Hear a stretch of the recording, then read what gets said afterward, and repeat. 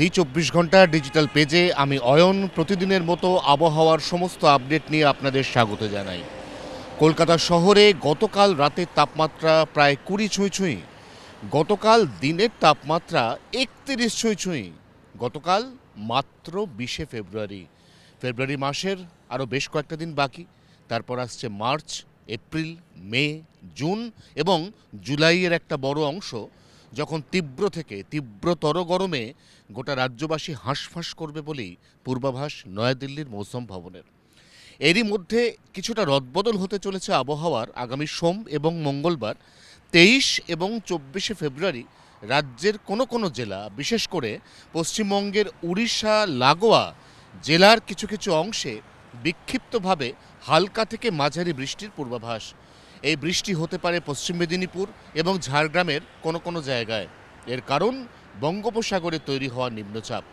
উত্তর পূর্ব বঙ্গোপসাগরের তৈরি নিম্নচাপ ক্রমশ শক্তি একটু একটু করে বাড়িয়ে ওড়িশা উপকূলের কাছাকাছি আসবে রবিবার রাতের পর, যার প্রভাবে সোম এবং মঙ্গলবার ওড়িশা এবং ঝাড়খণ্ডে বিক্ষিপ্তভাবে বিভিন্ন জায়গাতে হালকা থেকে মাঝারি বৃষ্টির সম্ভাবনা, যার সামান্য হলেও প্রভাব পড়তে পারে এই পশ্চিমবঙ্গের দক্ষিণ ভাগের উড়িষ্যার লাগোয়া কোনো কোনো এলাকায়।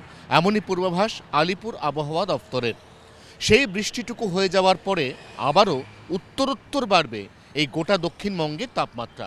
আবার এই নিম্নচাপের পরোক্ষ প্রভাব হিসেবে আগামীকাল রবিবার রাতের পর থেকে দক্ষিণবঙ্গে, বিশেষ করে গাঙ্গেয় দক্ষিণবঙ্গে বাড়তে চলেছে জলীয় বাষ্প বা আপেক্ষিক আর্দ্রতার পরিমাণ। এমনিতেই তাপমাত্রা অনেকটা বেড়ে গেছে, এর মধ্যে জলীয় বাষ্প বা আপেক্ষিক আর্দ্রতার পরিমাণ বাড়লে অবধারিতভাবেই একটা চূড়ান্ত অস্বস্তিকর ঘাম প্যাচপ্যাচে পরিস্থিতি তৈরি হতে পারে বঙ্গে এই ফেব্রুয়ারি মাসেই। মার্চ মাসের 3 এবং 4 তারিখ দোলযাত্রা এবং হোলি উৎসব। কলকাতা শহরের দিনের সর্বোচ্চ তাপমাত্রা 36-এর ঘরে পৌঁছতে পারে। পশ্চিমাঞ্চলের জেলার তাপমাত্রা দোলযাত্রার মধ্যেই পৌঁছতে পারে 37-এর ঘরে।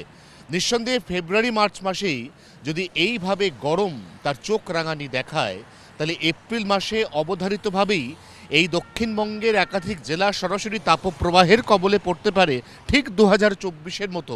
এমন আশঙ্কাও উড়িয়ে দিচ্ছেন না আবহাওয়া বিজ্ঞানীদের একটা বড় অংশ, এবং তারা মনে করছেন 2024 সালের থেকেও গরম আরও ভয়ঙ্কর আকার নিতে চলেছে এই 2026 সালে। রাজ্যে আপাতত আরও অন্তত 48 ঘন্টা বসন্তের আদর্শ পরিবেশ। ভোরের দিকে একটা শুষ্ক আবহাওয়া, মৃদুমন্দ হাওয়া, সেই হাওয়ার মধ্যে ক্রমশ কমছে উত্তরে হাওয়ার প্রভাব, বাড়ছে দক্ষিণা বাতাসের অংশ। তবে বসন্তের এই সুখ খুব বেশি দিন স্থায়ী হচ্ছে না বলেই এখনও পর্যন্ত অনুমান আবহাওয়া বিজ্ঞানীদের। জি 24 ঘন্টার জন্য ক্যামেরায় জয়ন্তর সঙ্গে অয়ন, কলকাতা। বাংলার আওয়াজ, বাঙালির আবেগ, জি 24 ঘন্টা।